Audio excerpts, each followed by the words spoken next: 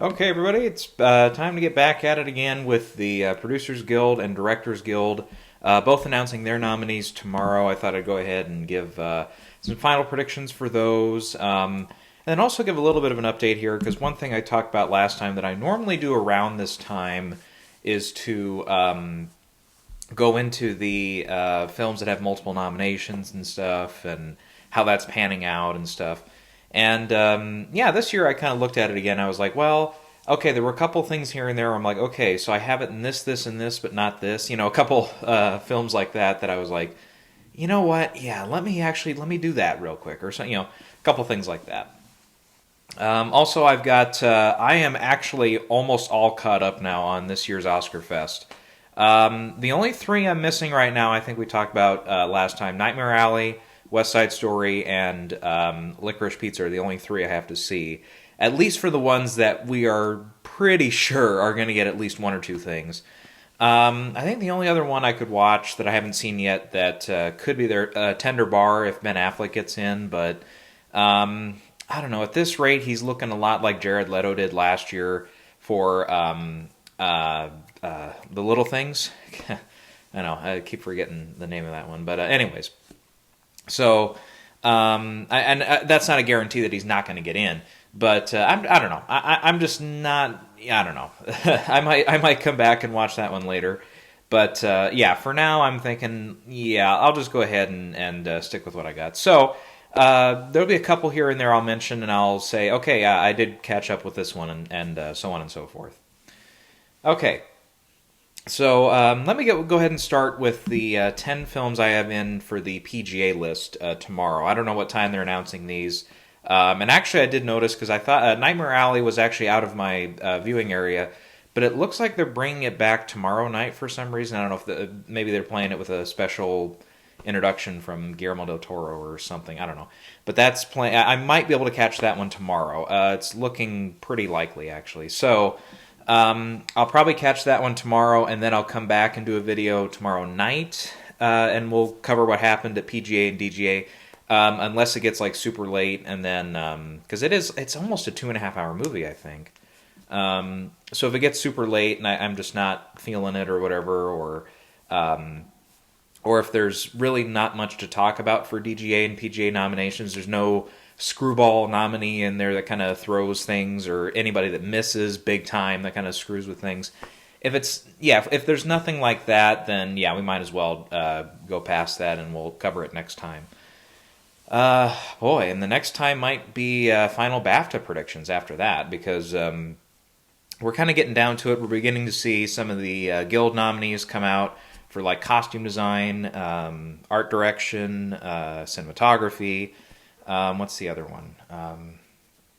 One of the sound guilds too. So we're beginning to see those start out here and stuff as well. All right. Once again, I do not have these alphabetized at all. So we're just going to shoot for it here.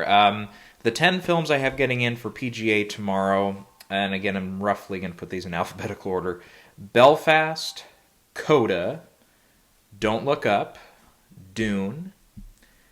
Let's see, again, I think I got these in alphabetical order: House of Gucci, King Richard, Licorice Pizza, Nightmare Alley, The Power of the Dog, and West Side Story. I think that's all of them. Yep, that's all of them. Okay. So yeah, Nightmare Alley I'm putting back in, and I actually have, to line this up with Best Picture again, I've got all these 10 in for Best Picture right now. So I did, being the Ricardos, which is actually one I did see. I looked at it again, I'm like, unfortunately, this thing at the guilds, it's just not doing all that well so far. I mean, Cinematographers Guild we knew was probably not going to happen.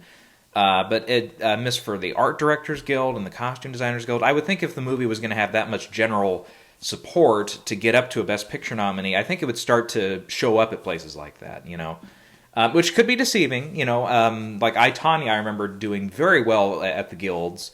Get a couple Screen Actors Guild nominations. I think it got like the costume design, makeup, you know, quite a few of those. But then it was just MIA for the Best Picture list that morning. So, yeah, Nightmare Alley, on the other hand, is doing a little bit better than we anticipated. It got the Cinematographers Guild nomination, which is, you know, a really good sign for that one. Production design, we really didn't have any notion that one was going to miss. Got in for costume designers. I think it got 1 or 2 sound categories as well there. So that one, even though it seemed like it was kind of doing this for Best Picture odds, it seems like the guilds might save it. And one idea here is I get into which categories I have it in and stuff, and the multiple nominees. I'm like, this is starting to look a lot like Ford v Ferrari a couple years ago, where it gets that picture nomination, but the rest of its support comes from tech category. Because I think at this point, it's not impossible for Nightmare Alley to get in there for screenplay. And again, I think with the Ford v Ferrari analogy, I mean, that year I just always felt like, okay, maybe in the Best Director lineup it's like 6th or 7th. In the original screenplay category that year, it would have been 6th or 7th. In Best Actor, it would have been 6th or 7th for Christian Bale.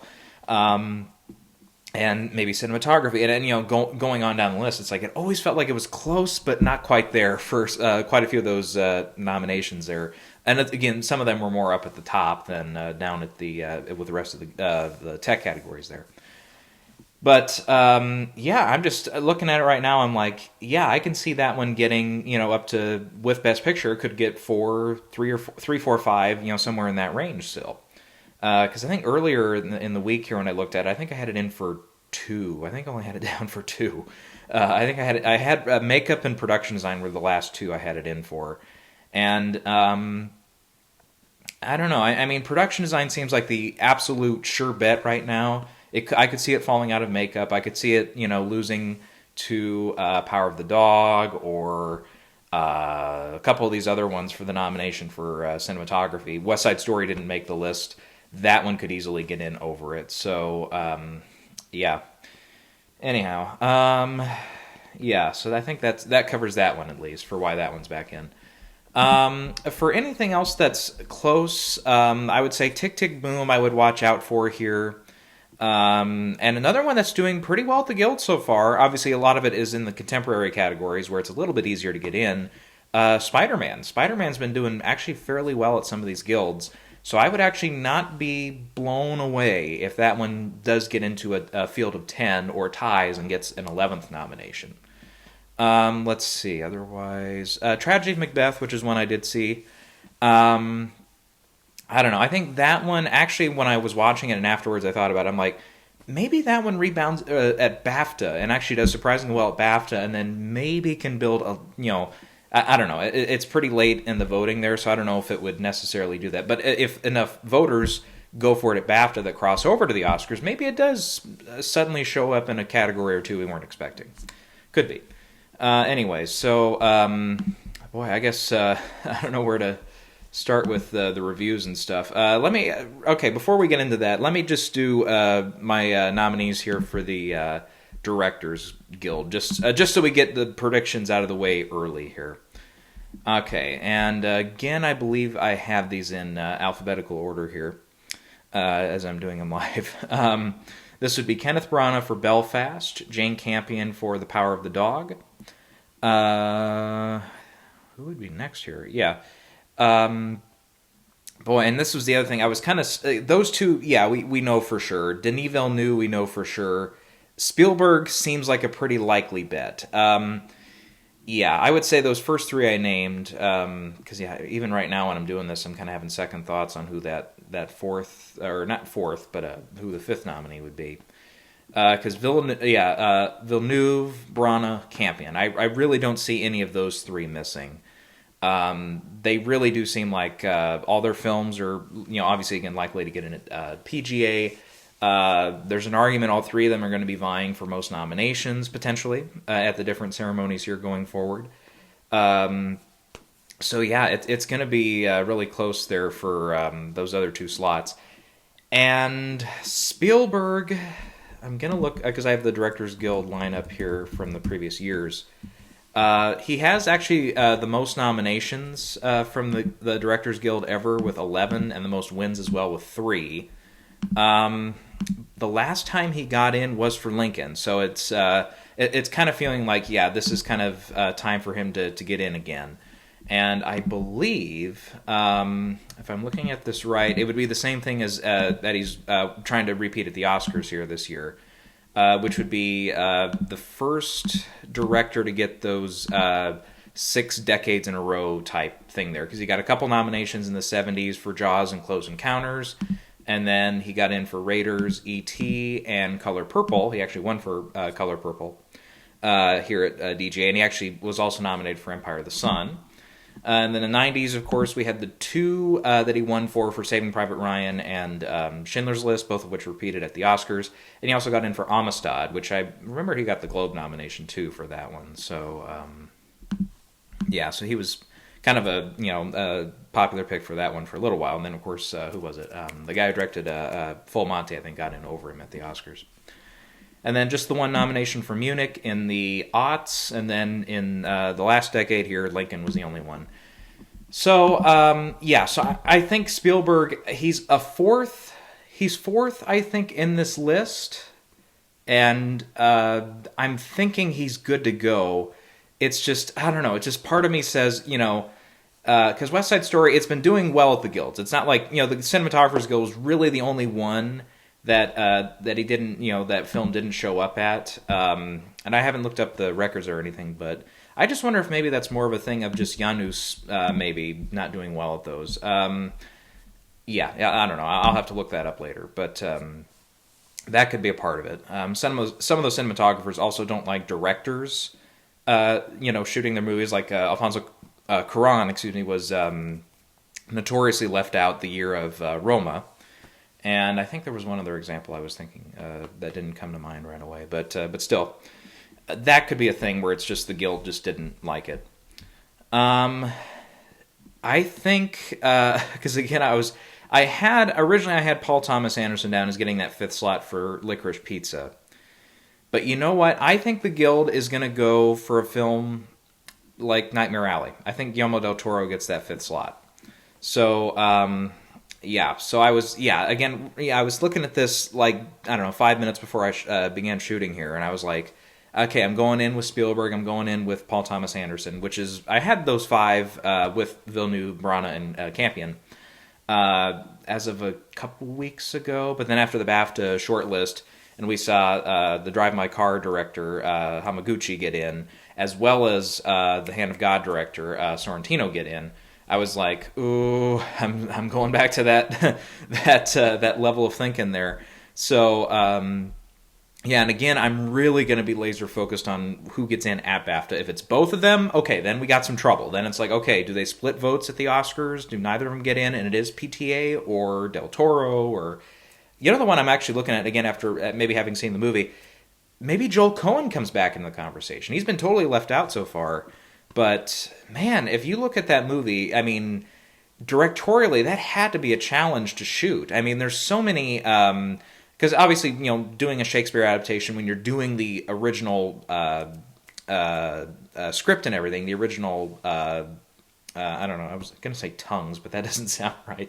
If you're using, the original dialogue and stuff, okay, number one, that's kind of a tough feat. You're shooting it in black and white, and then on top of it, it's also, just from the cinematography point of view, it just looks like there's several shots where it's like, okay, you're putting actors through some pretty difficult stuff. Like Catherine Hunter, of course, like her first scene, you're like, wow, okay, you're kind of going for it there. So I would actually maybe not for DGA so much for Joel Coen, but maybe more so for BAFTA. Maybe he does get in there because I believe he was shortlisted, was he not? Okay, now I'm starting to question that. Let's see, director. Okay, this is this is the Deadline article, so it kind of lines them up. Okay, yeah, this was not. Yeah, that's going to take me a while to.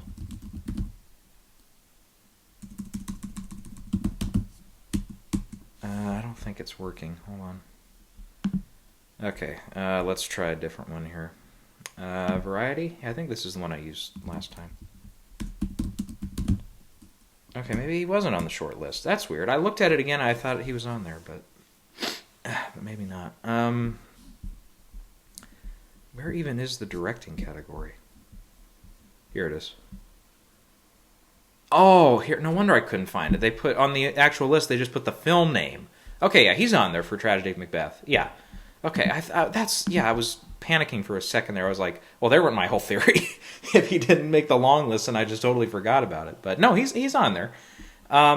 Yeah, and I from what I remember, okay, yeah, again, I'd have to look at how well Coen brothers overall have done at BAFTA, but I don't know, maybe they struggle at BAFTA. Kind of like, remember we talked about last time, Denzel, remember he's never gotten a BAFTA nomination before, so yeah, again, that's one of those things where I'm not going to predict it until it actually happens going forward for that, but no. Okay, so let me clarify, now that I figured this shit out. Kenneth Branagh, Jane Campion, Guillermo del Toro, Steven Spielberg, Denis Villeneuve. Those are the 5 I'm going with for DGA tomorrow. So, and of course, if Guillermo does get in, then it's like, okay, who's the one? Because obviously we've seen here for several years. I can actually, really quick, let's talk about it. Because I've fallen into this trap several times where I've just picked the 5 at DGA who repeat at the Oscars. So if we go back here, last year Aaron Sorkin was the one who missed for director. And I think almost everybody that was not predicting him to get in at the Oscars, we looked at it like, okay, the BAFTA snub was a big thing and everything there. And then in 2019, Jojo Rabbit, Taika Waititi missed, which I should have seen coming. But I looked at it, actually, remember Joker was doing very well at the Guilds that year, and all of a sudden, inexplicably, it's not there at the Directors Guild. 2018, we had Peter Farrelly miss. The other 4 got in. It was Martin McDonagh who missed in 2017 for 3 Billboards. Let's see, Garth Davis was in for Lion at 2016 DGAs. I believe the other 4 got in. Yep. And then at 2015, of course, it was Ridley Scott and The Martian, which did not end up with the director nomination. So, if it is those 5 tomorrow, which is the most likely to not repeat at the Oscars? You got to go Del Toro. I mean, he's been very, very spotty. Nightmare Alley's been extremely spotty through the season. It's coming on a little stronger now because of the Guilds, and I can see him making a couple heads turn tomorrow if he gets in. But you got to look out for Hamaguchi. You got to look out for Sorrentino if they get in at BAFTA, one or the other. You have to look out. PTA is still in the hunt. Joel Coen, again, potentially, if the BAFTA nomination happens. That one I can weirdly see coming back. If Coda is maybe a little stronger, maybe Sion Heder does a total flip on us and all of a sudden is there. I mean, I don't know. And again, I don't know. Coda, I think, will do fine at BAFTA. I don't necessarily seeing it. Obviously, I don't think it's going to lead nominations or anything, but I think I have it in for just like 2 or 3 categories at BAFTA right now. But yeah, I'll look again too at where I had predictions at this time last year and like how it went totally south at BAFTA because they kind of went their own way last year. And funny enough, though, the top 8 categories, as I recall, all were correct though by the end. So so we got to watch out for that this time. Okay, so yeah, those are my 5 for DGA and everything there. Yeah, so I guess let's go ahead and get into really quick, or well, as quick as I can, because sometimes I like to go on, as you know. We'll get into the 5 films that I caught up with here that I had not seen yet. The first one was Tick, Tick, Boom. I'll just go in the order I saw them. That'll work. Tick, Tick, Boom, which I did really enjoy this one. Andrew Garfield, kind of came on strong there for a while in the race, and I was kind of a little, reluctant at first to put him in, but then after he got in everywhere, I did put him in. Then I saw the film. I'm like, yeah, I think he's arguably in 3rd place here. I think maybe behind Will Smith and maybe who was the one? Oh, Benedict. Yeah, I think Benedict is probably ahead of him there. So yeah, I bumped Denzel down to 4th. I put Andrew Garfield ahead of him in 3rd there for this. It's a very likable performance. The Jonathan Larson character, it was weird because as the movie kept going, I'm like, I feel like I should know that name. And it's like, it just wouldn't come to me. And then finally they get to the end and you're like, oh my God, I'm an idiot. And, I'm not a big Broadway personality or anything, but man, I just felt like such a dunce at the end of that. Cause I'm like, how did I not even pick up on that? Cause they hint at it a little bit here and there and stuff like that and everything. But no, I thought Garfield, I think, was clearly one of the best parts of the movie, if not the best part of the movie. Lin-Manuel Miranda's direction, actually, there's one really well-directed scene It's in the third act. Okay, I guess we can give. I mean, there's because I think most everyone knows the general story of it, if and everything. I went into this one pretty, relatively in the dark here, so I didn't really know a lot of the story. But the whole thing is about him trying to sell a musical onto Broadway, and it's kind of. I want to say sci-fi because that's what everybody else calls it, but he's like, well, it's not really sci-fi, and it's like, it's that very allegorical, kind of thing there. But he's like, as his agent keeps telling him, she's like, well, everybody's just going to look at it as a sci-fi project, no matter what you say, no matter how much you protest that it's not sci-fi. And she says all that it's a hard sell sci-fi on Broadway and everything there. So anyhow, there's a scene there during that where he kind of has a kind of maybe not out of body experience, but definitely a kind of vision there or whatever, and I was like, just the way that was directed and the way it looked, and you could even argue the production design in that scene. I was like, wow, that was a real kind of very memorable sequence there. And as a musical goes, it was really good. I wasn't familiar with this one as a musical, but yeah, the numbers were great. Garfield, I believe, is doing his own singing. I didn't know he could sing that well.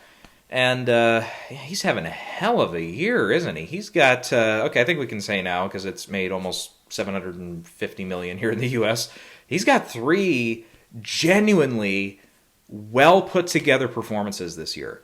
And, you can't really argue with that. He's having a hell of a year. And obviously this is, his, since it's a lead performance and everything, this is really his moment to shine here. See, I really would think this is going to be like a Tom Hanks level omission here if he gets skipped over for this. Yeah, I thought he was just plain excellent in this.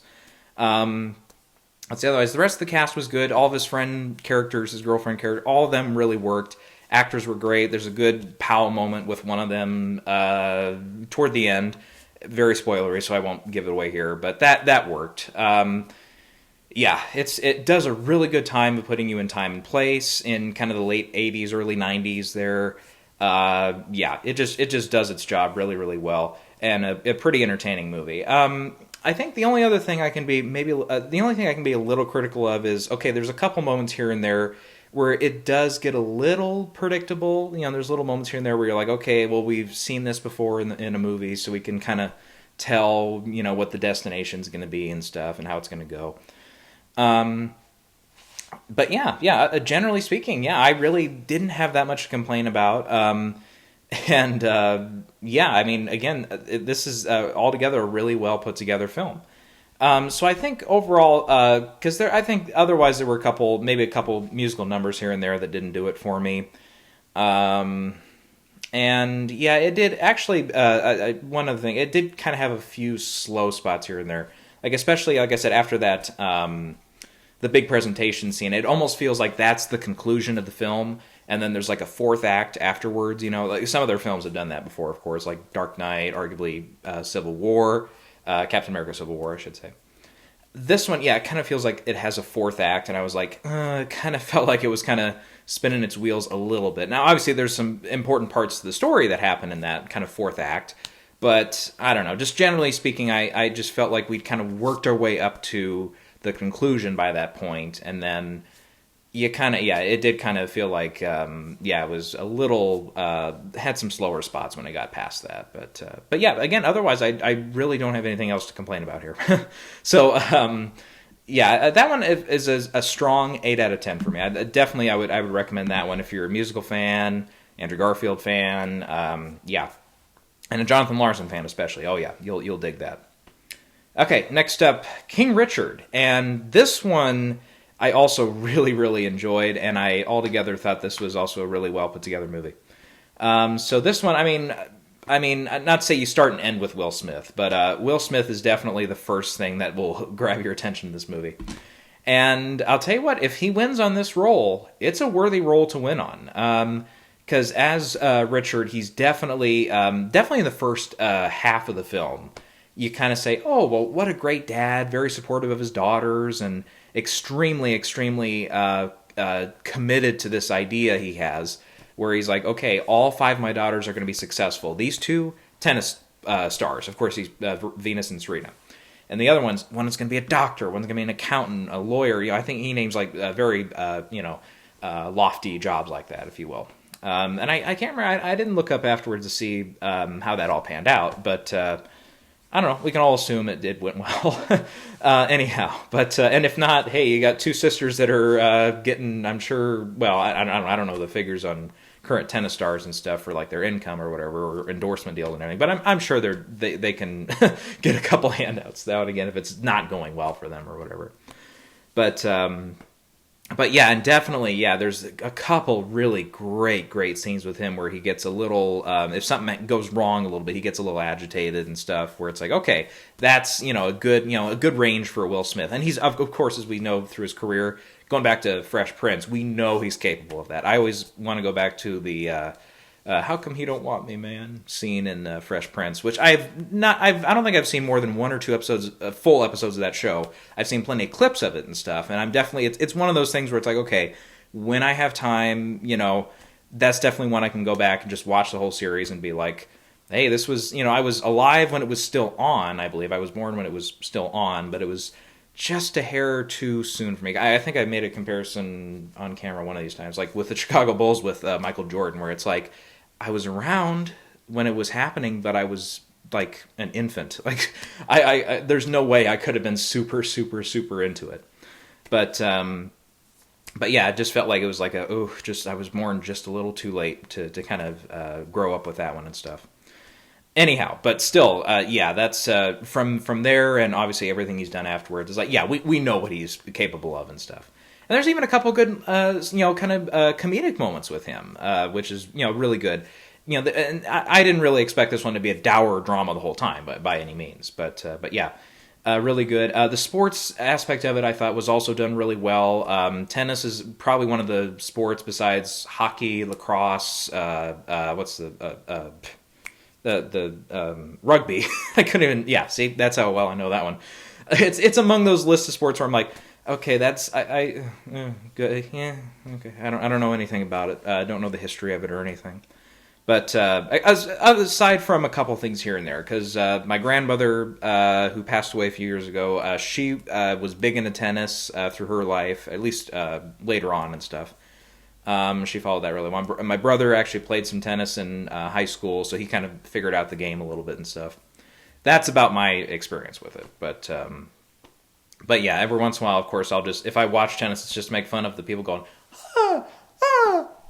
it's, all that stuff. But it's like, and yeah, they don't do a ton of this to kind of oversell it in the movie or anything. But it's, I don't know.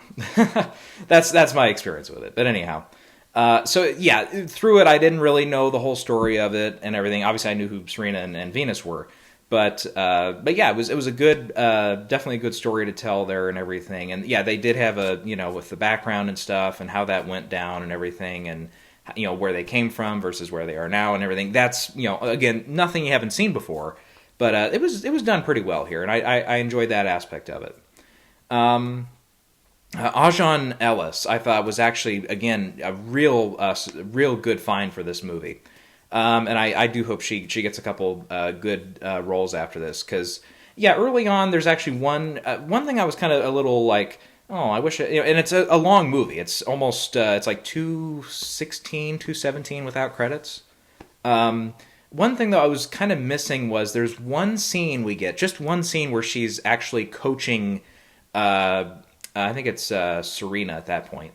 Yeah, Serena. She's actually coaching Serena, like, with her steps and stuff and where to go on the court and everything. And that's the only scene we get with her coaching. Everything else is, I believe, centered around either both of them or just on Venus. And she's either coached by her dad or by a couple other coaches, Tony Goldman and John Bernthal. And yeah, Bernthal I'll get to, because I thought he was also really one of his best standout roles I think I've seen from him in a long time here. But I almost do wish we would have gotten maybe one or two. And again, I'm not saying you need to make the movie another 10 minutes longer by any means. But I really would have dug like even a short little montage of her coaching, Venus, somewhat. Maybe in private, aside after she's gone to the John Bernthal coach and stuff. or while she's still with the Tony Goldwyn coach or whatever. It's like, that would have been a nice little thing. Because otherwise she's kind of there just to be the supporting mother kind of role and everything, which she plays it fine. It's written fine. But I don't know. I would have appreciated maybe a hint more of that to show, okay, this is how King Richard, this is how he coaches, this is how he does stuff, but this is how Mama does it. And I thought that would have been great. And what's weird, because I remember I looked this up and I thought she was the mother at first. Well, actually, no, I'll go back. At first, the first photo I saw, I thought she was one of the girls. But then I looked at it again, I'm like, oh, wait a minute. No. She's got to be like the mom or something. And then I looked at it again, I'm like, well, it says she's a coach. It didn't, I think it was it was a Wikipedia or something, just said she was a coach or something. I'm like, okay, well, she's just a coach then. And then I got the movie, I'm like, she's the mom. You got to be, I'm like, come on. It's got to be listed there somewhere. You think, yeah, being a coach is more important than being the mother of two of the greatest tennis stars to ever play in the game?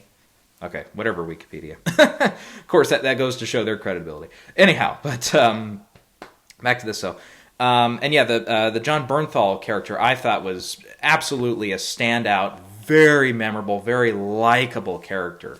Even though it's kind of weird, because the Tony Goldwyn character, after a while, he starts getting into some stuff that Richard and some of the other characters aren't as big a fan of. They're like, hey, we want to do this, and he's got other plans and stuff, so they go to the John Bernthal coach. And it's like he almost does the same stuff, but he's kind of sneakier with it or something. I don't know. It just, early on, I was kind of like, okay, well, what's this guy doing differently, other than maybe one or two small things? It's like, what else is he doing differently? Because at the end of the day, he wants, because like the thing, I don't know, I don't think this is a big giveaway by any means. But they split from the Goldwyn coach because of like sponsorship deals, and I think it was just sponsorship, wasn't it? Whatever. There's like a big meeting scene close to the halfway mark where Richard sits in with a couple guys, and he's just like, nope, this is not for me kind of deal. And he's like, you guys are just looking to exploit my daughter because of her skin color, and they point out like the Rodney King thing was happening right about the same time, and everything there. So obviously that stuff's going on, which, yeah, truthfully, we've never fully paid for that, have we? Boy, that's a disgusting thing in history there that we absolutely, we whiffed on that one. Or justice system did. Okay, whatever. Anyways, but yeah, there's that stuff going on and everything, and then and then we get to the John Bernthal coach character, and it's like, again, other than a couple things here, it's like I didn't really see the difference for why you weren't sticking around with this other guy here, and everything there. And then I think in the second half we do get a couple things when, okay, now we're starting to see why it's called King Richard, because there's a couple moments where he's like, okay, it's kind of a put my foot down, my way or the highway kind of deal with him. And yeah, a couple things where you're like, okay, yeah, I can understand why a lot of people were very, very questioning of his decisions there and stuff at that point of their careers and everything. And actually, one other quick criticism I think with this character is, and it reminded me a little bit of Selma when they go into MLK's stuff where he had some infidelity issues, where he was kind of seeing other women and stuff. It's like, okay, probably my biggest complaint with that movie was, okay, you're having the guts to explore that, which most other biopics or other movies like that, they would kind of let that lie. It's like, because when you grow up in grade school and stuff, when you learn about MLK and the I Have a Dream speech and everything, all the stuff going on around that with his personal life, a lot of that is not even there to be seen and stuff or read about. And it's like it's my problem with that film, and it's not like it wasn't a crushing issue by any means, but it's just something that kind of made me like, oh, kind of a big missed opportunity there for the film, is they dip their toe into it like ever so slightly just to mention it, and maybe focus on it in like a 2-minute, minute and a half dialogue sequence back and forth between a couple characters, and then it's like it never even happened. And they do it's a very similar thing that happens here with the Richard character. And again, it's brought up very briefly, and then it's never really touched upon again. And it's just kind of it's like you're kind of waiting for that shoe to drop, and it never quite does. So, and that's not to say, that the film should only focus on that, of course, because you've got a lot of other stuff going on with this movie, and obviously Selma had a lot of other ground to cover as well. But it's like, okay, if you're gonna open that can of worms, you got to do something with it. You can't just open it and say, here it is. okay, we're moving on. It's like, yeah, you gotta. It's like, I don't know. Maybe I'm reaching here, but it's like when Roger Ebert was talking about in one of the interviews I saw. He's like, with a rule of film criticism is, a film is not about something; it's about how it's about it. Kind of deal. Where it's like, okay, just to say that it's there is not really doing anything with it. If you're saying something's there, you got to do something with it if you're going to make a point of it. Otherwise, what's the point of having it? Kind of deal. That kind of stuff reminded me of those two films for sure. Let's see. Otherwise, otherwise I think everything else from like the cinematography, the score, all that stuff was a really good support there for the film. And otherwise I really didn't have, again, many quips with this one. It was a really entertaining movie. It did maybe ever so slightly here and again it would feel its length a little bit. Maybe the first half there's like a few moments here and there where it's a little slower, but otherwise the pace is fine. Not a problem there. So this one again, I was really wavering on this one, and when you're thinking about it a couple days later and stuff, I'm gonna go 9 out of 10 on this one. It's a weaker 9. I don't know if I would necessarily say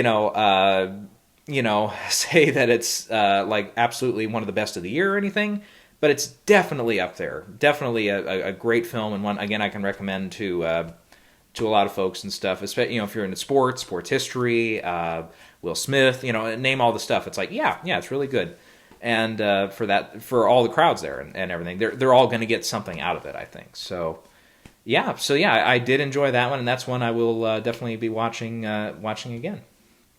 Okay, the next one, this is probably the one I like the best. And I don't know, after I saw the critical reaction, I was like, okay, and like I said, I always say this. I go into each film with the same expectation. Don't suck. That's my one expectation for every film. But anyways, this one, though, some critics are being very, not harsh with it, but definitely having their quibbles with it. And I walked away from it, and I said, okay, maybe, similar to a film last year, from the same director, Aaron Sorkin, I was like, okay, maybe the very last scenes were a little, overdoing it or, whatever with it. But, and actually, because this one almost, not obviously the same ending as Trial of Chicago 7, but definitely there's a couple moments at the end where you're like, okay, that feels a little dramatic, a little over dramatic, if you will. But I gotta say, otherwise, that's like the major criticism I can understand. Otherwise, I don't know what everybody's problem with being the Ricardos is. This is one of the best films of the year. I mean, this is definitely, I would put this maybe not as high as Coda or Belfast, but this is a 10 out of 10. This is a great film. And, really, there's so many things we can tackle here. I just, and I can, a little bit of background. I didn't grow up, obviously, I Love Lucy was way before my time. And even when it came to like reruns and stuff, I was growing up more on from like TV Land, stuff like that. I was growing up more on like Bewitched, I Dream of Jeannie, some of those, The Munsters. Those are the shows when I was younger, watching TV Land and stuff. Those are the ones that were on that really got my attention. I got really into those shows. Addams Family a little bit as well. Trying to think what else. I don't know. Yeah. We could go into the rest of them there, but it doesn't matter. So those are the ones I would say are the big ones that I grew up on as big rerun, of older shows that were, once giants, behemoths on television and stuff. But I Love Lucy was one. It's like, okay, every once in a while something would come up and I'd be like, oh, okay, that's a nice little enjoyable thing, and I can definitely understand the appeal of the show and stuff. So, and I don't really, other than, the whole starting of Desilu Productions and stuff, it's like, you can understand, yes, that Lucille Ball was a gigantic personality on television, but also behind the scenes of television. It was her creative eye that helped, Gene Roddenberry and quite a few other creators at the time make some of the best shows of all time, or at least big, memorable shows and everything through CBS and everything there. So, it's a tough nut to crack there, but I think with Sorkin's script especially, and with, actually, I would say some of his direction, too. How he's, directing the actors and stuff. Their take on Lucille Ball here, I just thought was fascinating from the word go. I just really liked, obviously, what Nicole Kidman does with this role is outstanding. definitely her best performance in decades. Easily the best she's been in a long, long time. Better than Lion, better than Bombshell, and some of the other more recent stuff. I haven't seen all her TV stuff, so with a little caveat that I haven't seen a lot of that. But yeah, other than those, it's like, yeah, this is getting back to like some of her best stuff early on, and that's relatively early on. From I would say from Cold Mountain on back, probably somewhere around there. Yeah, this is phenomenal work, and I put it up there right with Chastain and Kristen Stewart, where it's like, okay, yeah, these are kind of the three right now in Best Actress that I'm looking at. Like, okay, any one of these three winning, outstanding. I would not bat an eye at that winner and say undeserved or anything. But yeah, I would say even maybe just coming off the high of the film and stuff, I think Kidman takes the prize for me right now from what I've seen. Let's see. Otherwise, the only Rachel Zegler, Lena Headey, I haven't seen yet. And then Penelope Cruz, for example, yeah. Or Jennifer Hudson. But, yeah, right now I put those. And, well, there's one more who's really close, like almost to that level. We'll get to her later. We'll get to her in a minute. But still. Yeah, I just freaking phenomenal job with capturing the mannerism of her, not necessarily her on-camera stuff, but behind the camera, what you can imagine those conversations were like with her in the studio, in the offices, around all the other men in the room and everything. And it is just plain great. And I would like to imagine, and I don't know, again, I'm not a huge biographer by any means on Lucille Ball, but it's just really rare, too, to see like the show of respect that all these men in suits have for Lucille Ball. And it's like, clearly, there's a lot to be said about that. And I think a lot to explore with that. Because any other, kind of character you could put in there, whether they're a real-life figure or not, at that time, I mean, totally there would have been wolf whistles. There would have been all the cliche stuff going on. But here, they treat her like a serious personality, which, of course, she was at the time. She was Queen of the World with the Lucy show and everything.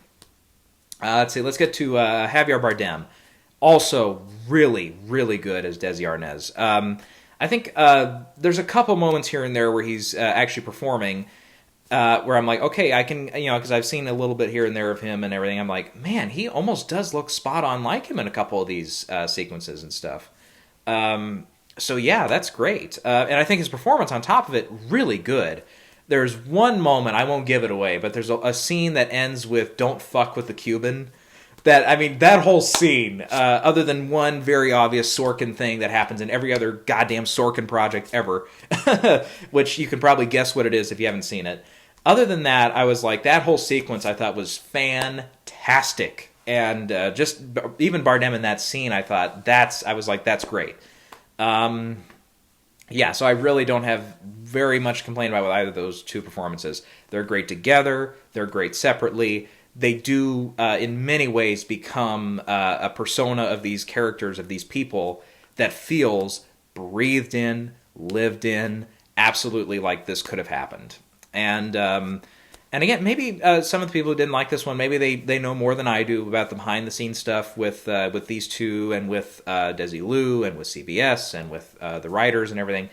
But still, just with this, the way it was done here, I just had a ball with this movie. And it was like, even though it was a little over 2 hours, it flew by for me. And by the end, I was like, oh, wait, that's it? I was like, oh, man, I could have watched another 40 minutes of that. I thought it was fantastic.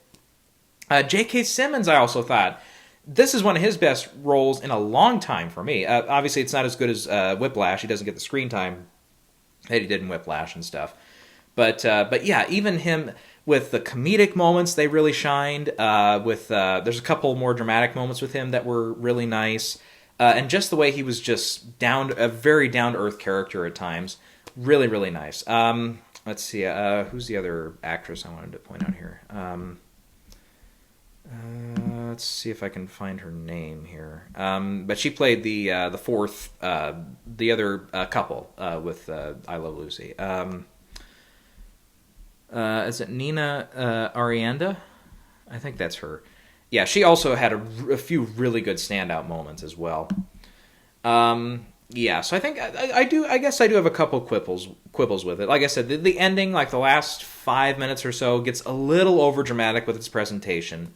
There's also, every once in a while, they butt in with a couple, I would guess they would be modern day interviews or whatever that set up like, okay, here's three characters at the time, and this is kind of their remembrance of it and stuff.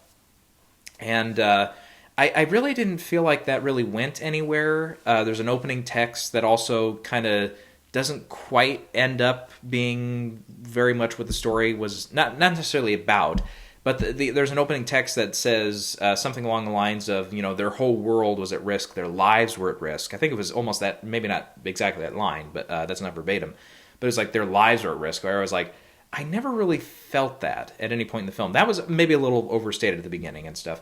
Yeah, I do have those quibbles with it. But again, when you get to the other stuff, though, and everything else through the film, that stuff just completely went out of my head until, a couple days after I'd seen it. Then I'm like, well, okay, I get that's a point. That's a little, a little thing that you can fix or whatever. Something that didn't quite work. But it's like, oh, there's so much good stuff. And I really did enjoy, too, and I think Sorkin, again, I think did a good job here.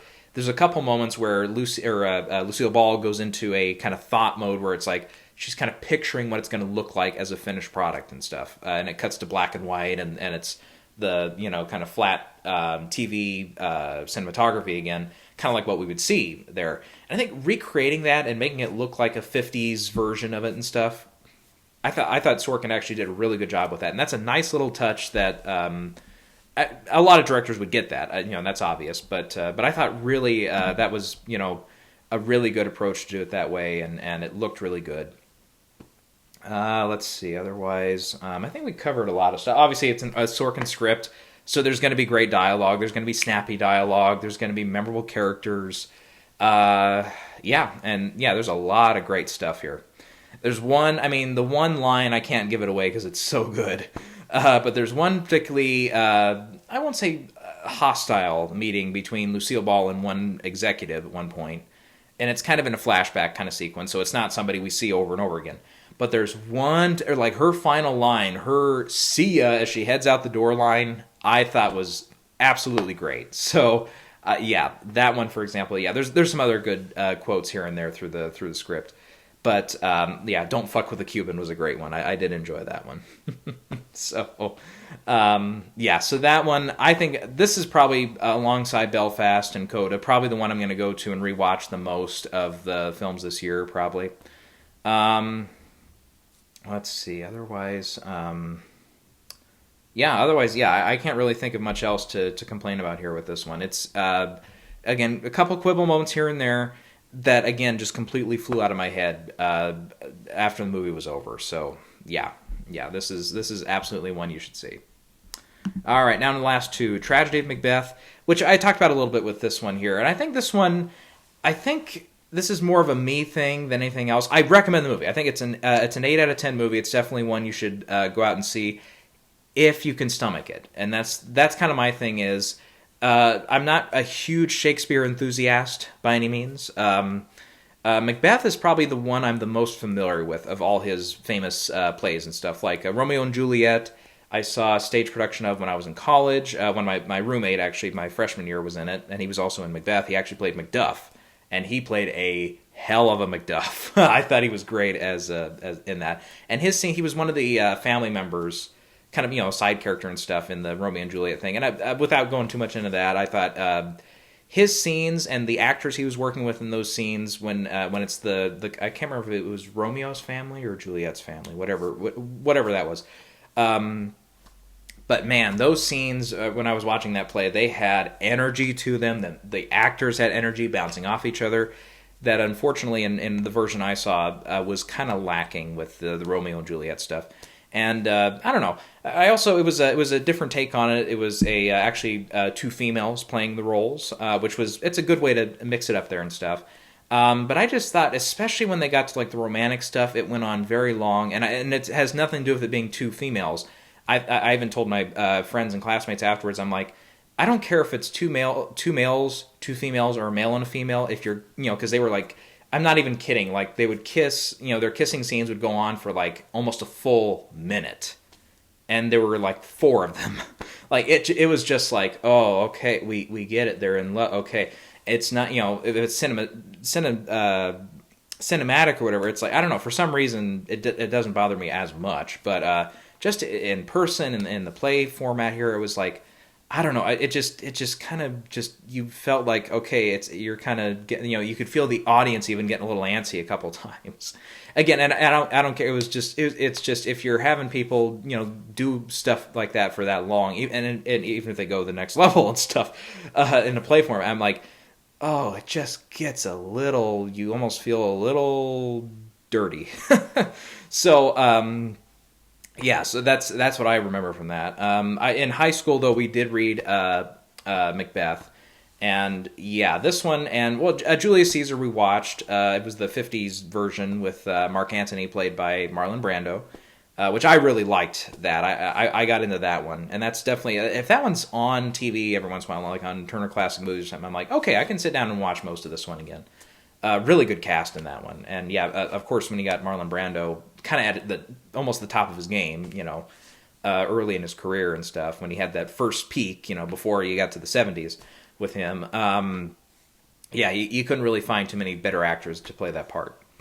But still, the thing is with me, I think I'm kind of, I get into it with Shakespeare up to a point. It's like, okay, when you're getting all these, whether it is nobler to suffer the mind as slings and arrows, and all that stuff, Hamlet is probably the one I know the least about of his big famous ones. Or you get into and tomorrow, all that stuff, and the Alas Poor Yorick, and you get into later on in the Tomorrow Speech, it is a tale told by an idiot, full of sound and fury, signifying nothing, and all that. It's like, okay, it's you feel like the intelligence level's just been bumped up. You have to kind of work at it a little bit to understand what's going on a little bit. And obviously, God help you if you're just reading the original text without any, Shakespeare for Dummies explanations going on at the same time, which was what we had in high school, by the way. But still, it's like, yeah, I get into it for a while, and it's like, yeah, I'm digging this. I feel like I'm learning stuff. Like, I haven't heard that word in a long time, so it's great to use that word. And then it's like, okay, and then it kind of wears me down after a while. So I kind of had that same effect with this movie, where it's like, okay, from the top, I was like, I'm loving this. I was like, it's great. Cinematography. It's okay. Give me a second. Oh God, I had his name, but it totally dropped from me there. Okay, I'm gonna look it up. I'm listening out on this one. I feel like I should. It's Del Bonnell, right?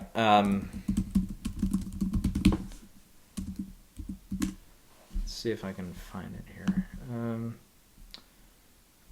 Bruno Del Bonnell. This is unmistakably right up there with like Revenant and some of these other more recent films, where it's like, okay, the one thing you might take away from the film, this is one of the best looking movies I've seen in a while. Absolutely.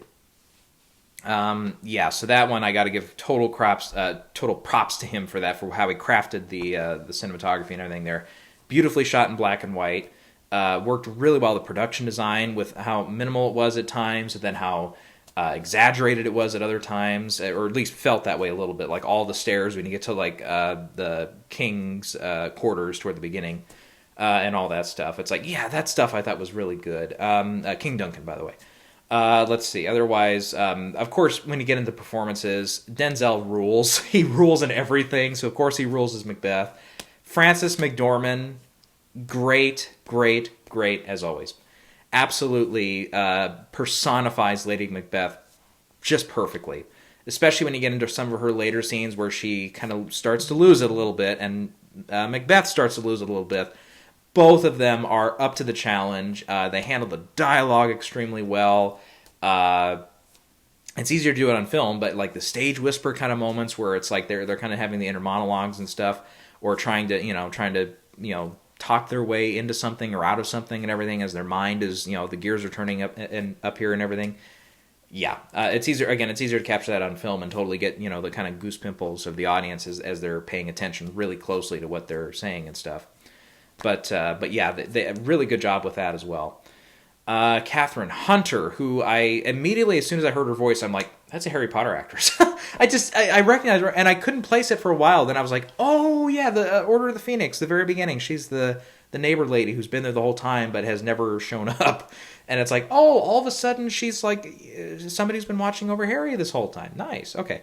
And yeah, it's funny. You got like Dudley Dursley's in this. Obviously, Mad Eye Moody plays. That's I was going to say Domhnall Gleeson, but that's his son, who was also in Harry Potter later on, and they had a couple scenes together. Brendan Gleeson plays King Duncan. There's probably a couple other ones in there that I'm forgetting about. One of the guys toward the beginning looked like he was off maybe like Game of Thrones or something. So I recognized his face and his voice right away. I'm like, I think that's a Game of Thrones actor. But yeah. The cast is overall is really great. Corey Hawkins gets a couple really good moments to shine as Macduff, and Macduff is a character where it's like, okay, you get him a little bit in the first couple acts, acts is in the play, and then he kind of disappears. But when he comes back, it's like, yeah, he turns out to be a pretty important character by the end there, of course. And yeah, I think Corey does a really good job with that. Especially there's his kind of bigger scene when he starts to go into action toward the end. Where he's informed of some big news and stuff. It's like, oh, okay, yeah, he's worth it. He's up to the challenge for playing this role and stuff, and he does it really well. And even directorially, I think Cohen, very stylistic, kind of art house, a little bit here and there. It kind of feels a little arty, which I think it's fine in the way it's used in the film, and it might turn some people off, but yeah, I really did enjoy that. So again, I think my only criticism here, that's kind of a whole criticism of the film, is that it's kind of, it's kind of more of a thing with me where it's like, okay, after a while, it does kind of wear down on me a little bit. You get to, the 9th, 10th speech where they're using the me speak, me spoke, all that stuff, and you're like, oh, okay, I'm starting to get a little worn by it now. And again, that's me with all this stuff, with all the Shakespeare stuff I've seen and everything. It's like, yeah, it's just a me thing. And I know some other filmmakers and storytellers have done this, but updating Shakespeare and kind of putting it in modern speak and everything and taking it off. Like, I thought it was either this one or Hamlet. In high school, we actually watched, like, it was just the opening. It was like the first 5 minutes or whatever. But it was like James McAvoy was in it, and he was either Hamlet or he was Macbeth. But he was like a garbage collector, and it was like a very modernistic retelling of this story. And I remember I haven't sought that film out or anything, but I was like, yeah, I'm like, I don't know, maybe this would work if you almost could not 100% rewrite it, keep the same motifs and the same basic story, but update it. The garbage collector, okay, maybe the big boss is like King Duncan, and it's like, oh, this guy got a promotion when he shouldn't have. Okay, I'm gonna go him. And then I'm gonna, work my way up to be the boss. And it's like, obviously a lot of other storytellers have taken that same idea and gone, all sorts of places with those kind of type of revenge stories and stuff, and redemption stories, and getting to the top and falling off, the tragedy, rise and fall and all that. Obviously, that's been a tale told how many times, through history there, but. Anyways, maybe it's just me, but it's like I would kind of, and maybe there's a version out here I haven't seen, but it's like, particularly with Macbeth, or you could do it with Hamlet, you could do it with Romeo and Juliet, where it's like, okay, if you do like a modern day retelling of it, but it's like everyone's, and it's, the dialogue is kind of more modernistic. They go into, you can talk about today iPhones, or you could talk, maybe this is making some people turn over in their grave, but Shakespeare among them. But I don't know, maybe it's just me and my curiosity. It's like, okay, you can kind of do that, but every once in a while, like when a serious moment is starting to happen or something, it's like the character almost in a kind of meta moment goes into the original dialogue of Shakespeare and starts quoting from one of the original speeches or something. It's like, ooh, that could be a fun little thing. And it's like they snap out of it, and one of the characters around is like, what the fuck was that? Maybe I'm thinking too much like 21 Jump Street or something, but it's like you could almost do something like that and make it work. I think that could be done, and it could make it, something that gets, a younger generation into Shakespeare. Kind of deal. But I think still, as they're doing it here, this is kind of the original way and everything. They don't change much. It's actually a pretty decent adaptation of it. It's only about an hour 40-ish, which I think I don't know, it kind of depends on who's directing stuff. But it's like, I think a lot of stage versions of this do go 2.5, 3 hours or longer. So, I do remember, there were maybe one or two things I was like, okay, they did cut that from what I remember and stuff. But But still, yeah, otherwise a pretty tidy 100 minutes. Otherwise, it didn't. Other than again, when I kind of started getting worn down when we got into like the Banquo stuff, some of his storyline and stuff, I'm like, yeah, even from the original one, what we read, I was like, that's when I started to kind of lose interest a little bit. But then it would kind of come back up when we got to Macduff, and when we got to Macbeth kind of losing his mind, and Lady Macbeth especially, the outdam spot, can't wash the blood off her hands and everything. Yes, of course, that stuff is right back up there. But yeah. Yes. Otherwise, yeah. I don't really have too many complaints. Yeah, and, but back to Catherine Hunter, for example. Yeah, I thought she was really good, very memorable character, and I would actually, again, for BAFTA, I think she can probably get in there. I'll look again at my predictions after a couple days here, and I'll be like, okay, I think with a list of 6, I think she's on the long list, so we know she's in play. So anyhow. All right, but yeah, Frances McDormand, I think that's the one I would say, okay, really, I mean, maybe not like top tier this year of performances, but definitely, yeah, this is one of the better performances from a lead actress this year. Okay, then the last one I watched was The Lost Daughter, and this one, I think over time, this one has kind of made me think about it more and more and more. When I first watched it, I was like, yeah, I was into it. I didn't particularly find it breathtaking. I didn't find it super not super memorable, but like it wasn't one where I felt like, okay, I'm going to go back and rewatch this several times kind of deal. But over time, as I've been thinking about it, it has kind of stuck in my mind a little bit more. So maybe there's some stuff where it's like, okay, at first I wasn't really giving it that much credit, where it's like, well, maybe there might be some credit due here. Let's see. So I guess this one, overall, I guess the message of the film and stuff, and what the film is kind of telling us, and what the film is exploring. At first, I caught it, but then I kind of afterwards, I'm like, it didn't really sink in what that was. And I think it's almost a. At first, I was like, okay, maybe it's going a little extreme, where it's like, okay, maybe this is like a pro-abortion film, because you just see, I mean, all the kid characters in this movie, some of them at repeated points, are just little shits. And you're like, wow, they're abusing their mothers. They're going out. It's like the mothers take on such a huge burden in this film with raising the kids and stuff. Where it's like, okay, obviously being a guy, it's like I don't know that. I don't know if I can experience that at any relatable level and everything there. But yeah, I just thought really when the film, in retrospect, when it was exploring that, and I kept remembering back to that, I'm like, okay, maybe it's not that extreme, but it's like, it's really a film recently that I can think of, one of the more recent ones I can think of, that just absolutely tackles motherhood and just says, here it is, warts and all, this is what it's like to have a child, or in a couple cases, 2 children, or whatever. It's like, yeah, here you go. It's not just, we had a baby. It's like, this is your child. This is what you have to put up with every day. This is what they're gonna do. This is how they're gonna get back at you when they do something and you don't like what they're doing. So you have to reprimand them a little bit. You have to instill a little bit of discipline in them or whatever. It's like all this stuff, and it's like, wow. It kind of, again, maybe my first reaction was a little extreme with that, but it was like, wow. It does make you say, wow. When if you're doing this, if you're putting on that responsibility, this is an example. This is all the stuff that comes with it. You've got all your stuff going on, sure. Still being, a regular person or whatever. But it's like, but then you step into that and it's like, okay, there's a lot, the responsibilities start piling up and all the stuff that goes with that and all this, everything. It's like, wow. But at the same time, it does have some, every, I think, kid in the movie has a sweet moment with their parent, with the mother especially. That makes you say, okay, yeah, this is a nice little thing. So this one, I think my first takeaway actually was not Olivia Colman, who I think is just fine in the film. And there's a couple very good highlight moments with her. But Jessie Buckley surprised the hell out of me with this performance. I haven't seen a bunch of her work, but man, she absolutely, I thought, was the takeaway from this movie. I was like, damn, get her in some more stuff, because she is excellent in this.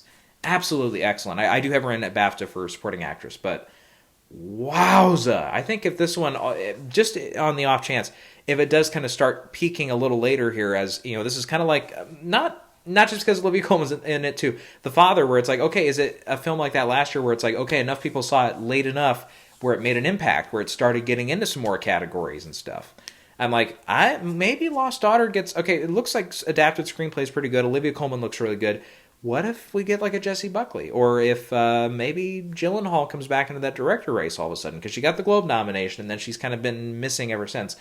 I don't know. And for my aspect, I don't know if I would call this as a directorial debut. I'm sure it's going to get, because I guess that's one thing I didn't cover with DGA tomorrow is like those first time director nominations. But yeah, I guess there aren't as many like super obvious ones that I can think of this year. Because yeah, almost all the Best Picture favorites are like ones where it's like, okay, that director has done a lot of work.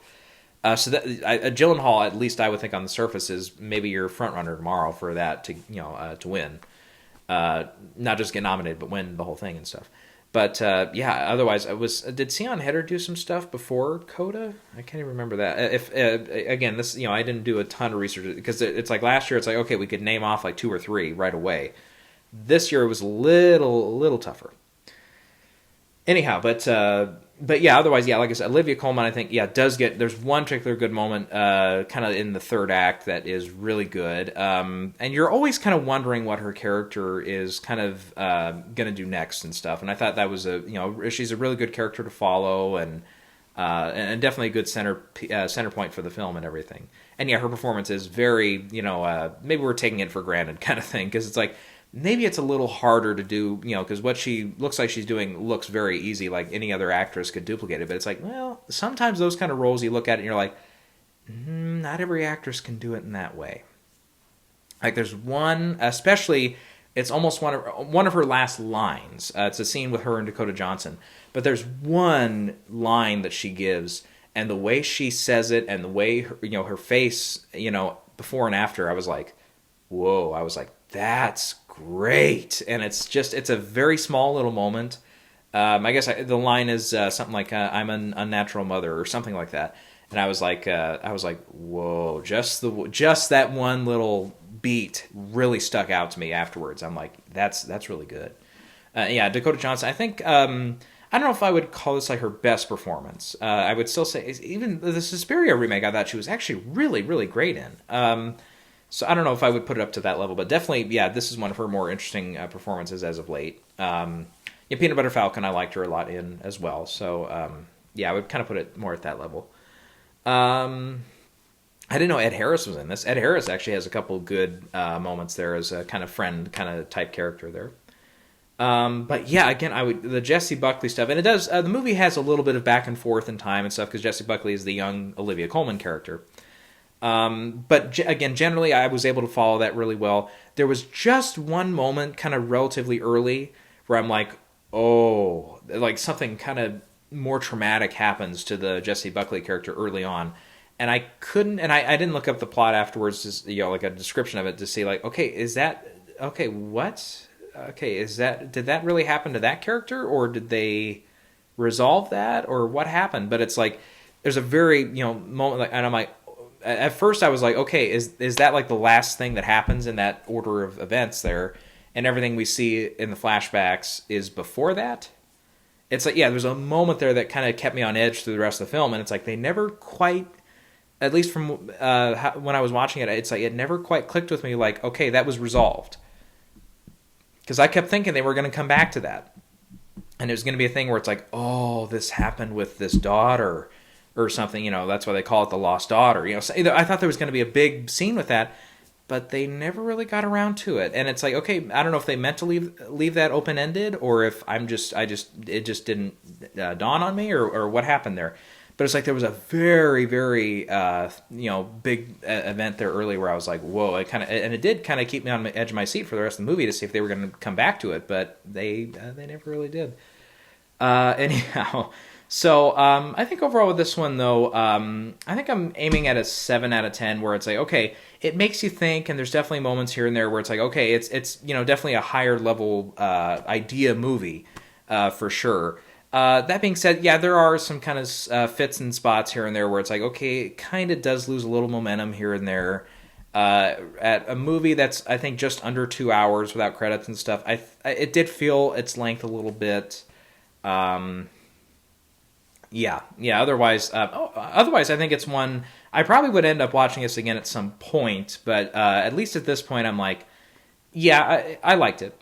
I don't know necessarily who I would recommend this to, but it's definitely an interesting one. It's a one that I think if you and somebody else, friend or family member or something, watch this together, it's like you could have some interesting conversations afterwards about it. So I'll give it, there's definitely credit due for that. And again, performances, across the board are ranging from good to really good.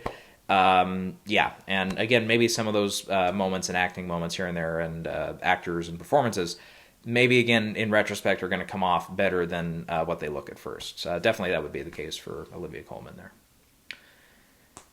All right, let's see. Otherwise, I think the last thing I'll go into here is I'll name all the films that I have getting at the Oscars multiple nominations. So with this, I kind of just looked at it like, okay, and this is where I kind of decided a couple things for, okay, I'm taking this out, putting this in for now, kind of deal. And obviously these are going to be subject to change. We've got a little, it's like 2 weeks from yesterday is when the nominations are out. So we've still got a little bit of time here to kind of see. Obviously, we got to see what PGA and DGA do. The BAFTA nominees will come out, and it kind of might give us some hints as far as some of the crossover voting with the European voters. So there'll be a little bit of stuff here and there to think about. In the meantime, though, the films that I have getting multiple nominations, there's 20 of them, and actually that was matching what we had last year. Year before that, 2019, I counted only I think it was 15, 16, 17 in that range. I can't remember the number off the top of my head. But it was like, because obviously that was the year we had like not One Night in Miami. Once Upon a Time in Hollywood. We had 1917, and we had The Irishman all getting, I believe it was 10 nominations. The Joker got 11. And then it's like the rest of the films kind of trickle down from there. And many of them did have like 5, 6 up to that range there. This year, I'm looking at it, okay, we've got, for me, there's one film that gets 11 nominations, 2 films that get 9, one that gets 8, and then they, again, kind of trickle down from there. All right, so let's start with that. So the film I have, and this is, I'm just going to go from most nominations to least here. So again, this is by no means like, okay, this is the one that's going to lead the Oscars. But I looked at it again, I'm like, Dune again, I think we said this early on this year, and I really don't see this changing anytime soon. This is a film, other than the song category, where I don't think it had any eligibility, it's going to hit every single one of those tech categories. It's going to hit cinematography. It's going to hit costume design, editing, makeup, production design, score, sound, visual effects. So, I mean, out of 9 tech categories, it's going to hit 8 of them. So that's... that does happen. Once in a while, we get a couple of films like that. Joker did almost the same thing, I think, that year. But I think that one only missed production design, I think. Otherwise, it was in all these categories, as I remember. Again, except for score, or except for a song, rather. So maybe that got out of, I guess would be 10, right? Because there was 2 sound categories that year. So that got 8 out of 10. Yeah, so I think Titanic was also one that could... I think that one actually did hit all tech categories, now that I think about it. That might be maybe one example. Because I think that was in all of them. Visual effects, sound, the 2 sound categories they had at the time. Score, song, production design, makeup, editing, costume design. Yeah, it definitely hit all 10 of them. Anyhow, so... and then I looked at it again, I'm like, okay, so picture and director we know. Acting categories, no, we have no expectations for those. So I looked at it again, I'm like, you know what, with 10 nominations, I don't know, I just looked at it, I'm like, you know what, I think with the screenplay category as it is, I'm like, I think I got to put that one in. So I do have that one in now for adapted screenplay. So I had Tragic Macbeth in there, but after seeing that one and seeing, okay, it's literally just the Shakespeare dialogue, there's not, other than cutting some stuff out, there's really not much else they did with that script. So I'm like, okay, that's probably going to be... either Dune or Nightmare Alley that gets that 5th slot. So, unless maybe Drive My Car gets really scores and gets a surprise nomination there, but I think it would have to be more in a deeper conversation for like Best Picture, stuff like that, some of those other bigger categories there, but yeah. Okay, so that one I have 11. The 2 films that I have getting 9 nominations, Belfast first. So I did move one here. I have picture, director, one supporting actor. So we'll get into who I removed. Supporting actress, original screenplay, cinematography, editing, sound, and score, or sound and song. So that's 9 nominations there. So I looked at it again. I'm like, and we'll get to this later with Licorice Pizza, but you know who's got a really good track record of getting an actor in is Paul Thomas Anderson. Every film he's had that's been a major player at the Oscars, obviously, except the Adam Sandler one, Punch Drunk Love, which didn't get anything. All the rest of his films have gotten at least one acting nomination. The only exception would be Inherent Vice, which, yeah, that one we were kind of like, okay, we kind of knew that one was not going to be super high in like picture, director, or the acting categories. But everything else from Phantom Thread to Boogie Nights, Magnolia, all of them have gotten at least one acting nomination. So this one is more in the hunt this year, I think, for some of those top categories. So I'm like, I think it's got to get into at least one of those acting categories. And it did at SAG. I picked the wrong one, but I'm thinking Bradley Cooper right now. I'm thinking I'm going to put him in for that. So that's what I have for now. And I removed Jamie Dornan, who I might regret later, and he might just make it in over Bradley Cooper and everything. I would expect he's going to get in at BAFTA, maybe over Cooper or maybe a couple others. But yeah, Kieran Hines, I just don't see him missing. I don't know.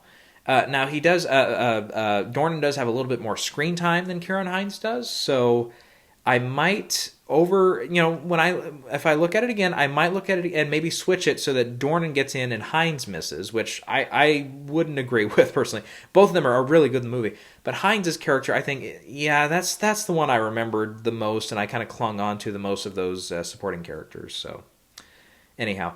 The other one that I have getting 9 nominations is West Side Story, which is picture, director, supporting actress, adapted screenplay, cinematography, costume design, film editing, production design, and sound.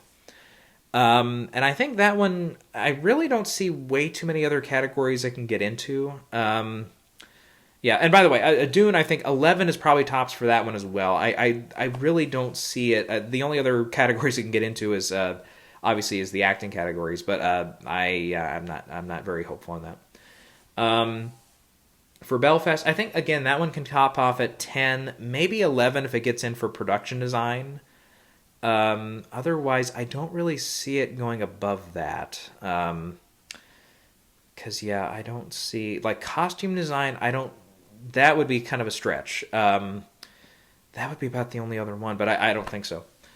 And with West Side Story, I mean, Rachel Zegler, I think, is still viable in Best Actress, but it does feel like, okay, if she's not going to get on the list for BAFTA, that one kind of feels like it might be done. A couple guys were up there maybe for supporting actor, but again, I feel like that one is starting to get softer and softer as time goes on.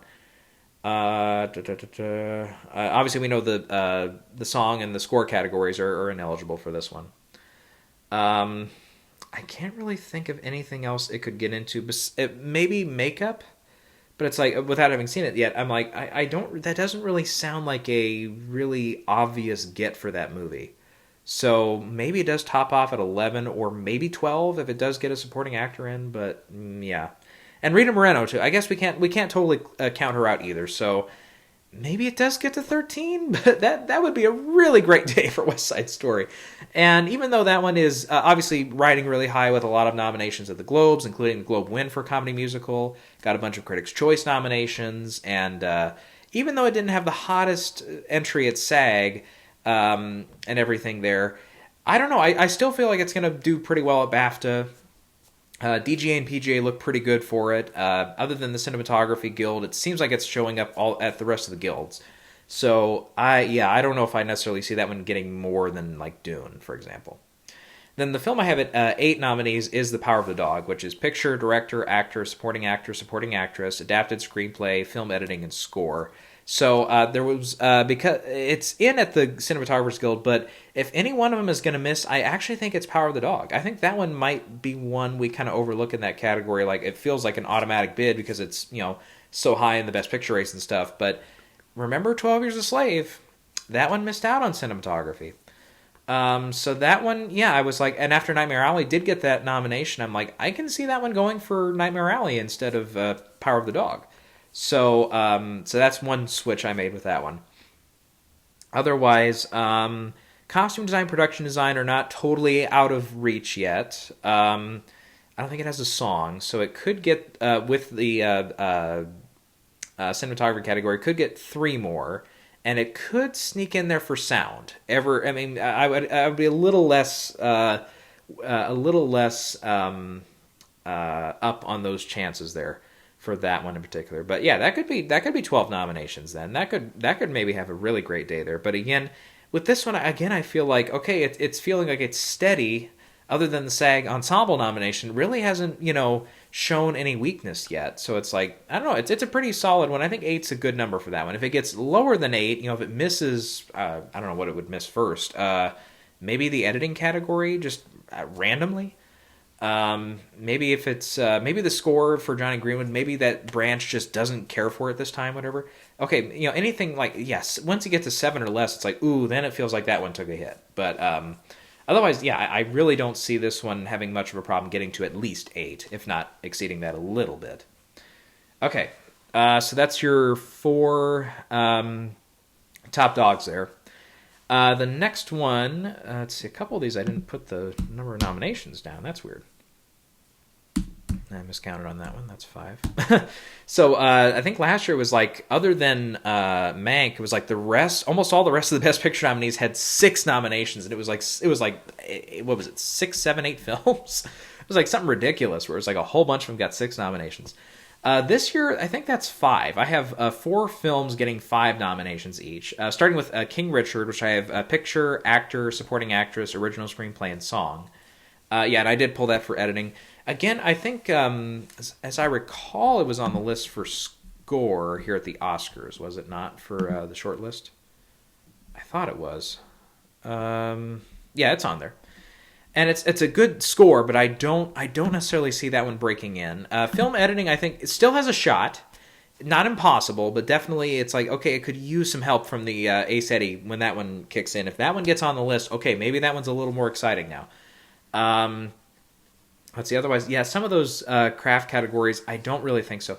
Sound is one, it's like, okay, maybe with all the tennis balls going back and forth and the rackets and everything, maybe there's a little bit of an avenue for that one to get a nomination there.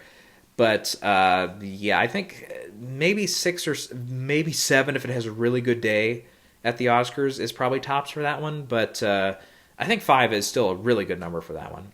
House of Gucci I have getting 5. Picture, Actress, Supporting Actor, Costume Design, and Makeup. That's really the 5 other than Best Picture. The rest of the, and maybe Actors. The other 3 I've had almost since the beginning for those respective categories. Again, other than maybe, which one could it get into that I'm not thinking of? I don't know what else it could get into. Director, I don't think so. Actor, not enough buzz. An additional supporting actor, I don't think so. Screenplay, it really feels like it's falling short there. Like cinematography, editing, sound, all that stuff. Yeah, it just hasn't really been. It's not a movie that we automatically think that stuff. So, yeah, if it gets any more than 5, obviously it's having a really, really good day. But I could see that one realistically ending up with 4 or around that range. If Lady Gaga or Jared Leto misses and just one of the actors get in, or if it misses Best Picture. I don't see that one only getting the 2 tech categories with costume design and makeup. I don't see that happening. I mean, obviously anything's possible and that could happen, but I don't see that as the fate for this movie. Okay, the last one is Nightmare Alley, which again, I think after the way it's been doing at the guilds here, I'm like, we might need to prepare for that one to get back into the race more so than it has previously. Because obviously, again, this one has had a very rough time. Got completely skunked at the Globes. Then landed with a lot more Critics' Choice nominations, including Director for Del Toro, so that one kind of rebounded there. And then it did get a SAG nomination for Cate Blanchett, so that one is sticking around a little bit. Like, that was a very, not a completely left field, but that was one where I was like, oh, that didn't really cross my mind.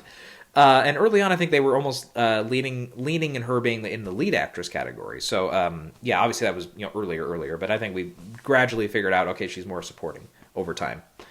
So that one I have picture, cinematography, costume design, makeup, and production design right now. The costume design and cinematography ones I'm a little bit shakier on. Makeup I'm also ever so slightly shaky on. Production design, I mean, again, worst case scenario, if this one gets one nomination, it's going to be production design. Actually, yeah, a little scenario. Remember Silence that year kind of was up and down. It ended up getting the one cinematography nomination. This might be it. Because remember, some of us thought it was going to be Scorsese getting in for director, maybe an acting bid for Adam Driver or Andrew Garfield. Potentially, early on, we're thinking more so for picture, but I think that one gradually fell off. But yeah, there were a couple ideas in that one. Maybe one of the supporting actor one of the supporting actors in that film as well had some buzz there for a little minute. But I don't know. Maybe that's one that makes sense. But yeah, for now I have that one at 5. And obviously that one, if it does just really goes over well with the Academy, okay, we're maybe looking at picture, director, an acting race somewhere in there. Screenplay, cinematography, costume design, production design, makeup. It didn't make the list for score, so we know that one's out. Maybe it lands a sound nomination. It could eventually get up to the level of where some of these other films like Power of the Dog and Belfast and West Side Story are right now, if the Academy really goes for it. But as we've seen with some of Del Toro's earlier stuff, sometimes they go and they get some stuff, but not everything. Versus, Shape of Water, that was more of their crowd. That one they did give, I believe it was 13 nominations for that one.